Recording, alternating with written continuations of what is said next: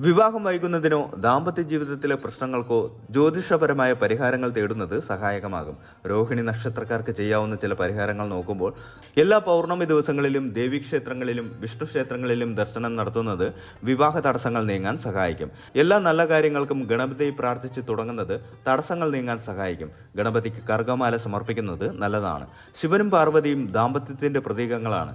ശിവപാർവതി പൂജ നടത്തുന്നത് ദാമ്പത്യ ബന്ധം ദൃഢമാക്കാനും വിവാഹം നടക്കാനും സഹായിക്കും. ഉമാമഹേശ്വര പൂജ നടത്തുന്നത് വളരെ ഉത്തമമാണ്. നവഗ്രഹങ്ങളെ പ്രീതിപ്പെടുത്തുന്നത് എല്ലാ ഗ്രഹദോഷങ്ങളെയും കുറയ്ക്കും. വിവാഹ തടസ്സങ്ങൾ മാറാൻ വേണ്ടി പ്രത്യേകം നടത്തുന്ന ഹോമങ്ങൾ ചെയ്യാവുന്നതാണ്. സാധുക്കൾക്ക് അന്നദാനം, വസ്ത്രദാനം എന്നിവ നടത്തുന്നത് പൊതുവെ എല്ലാ ദോഷങ്ങളെയും കുറയ്ക്കാൻ സഹായിക്കും. പൂർവികരുടെ അനുഗ്രഹം ലഭിക്കുന്നതിനായി ബലിതർപ്പണങ്ങൾ നടത്തുകയും പൂർവികരെ പ്രാർത്ഥിക്കുകയും ചെയ്യുക. വിവാഹത്തിന് മാനസികമായി തയ്യാറെടുക്കുകയും നല്ല ചിന്തകൾ മനസ്സിൽ സൂക്ഷിക്കുകയും ചെയ്യുക.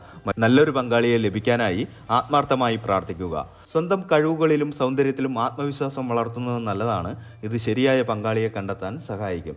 സാമൂഹിക ബന്ധങ്ങൾ വർദ്ധിപ്പിക്കുകയും പുതിയ ആളുകളുമായി ഇടപഴകുകയും ചെയ്യുന്നത് ശരിയായ പങ്കാളിയെ കണ്ടെത്താനുള്ള സാധ്യത വർദ്ധിപ്പിക്കും. രോഹിണി നക്ഷത്രത്തിന്റെ അധിപൻ ചന്ദ്രനാണ്. അതിനാൽ ചന്ദ്രപ്രീതി വരുത്തുന്നത് വളരെ പ്രധാനമാണ്. തിങ്കളാഴ്ചകളിൽ വെള്ള നിറമുള്ള വസ്തുക്കൾ ദാനം ചെയ്യുക. തിങ്കളാഴ്ച വ്രതമെടുക്കുന്നത് ചന്ദ്രപ്രീതിക്ക് ഉത്തമമാണ്.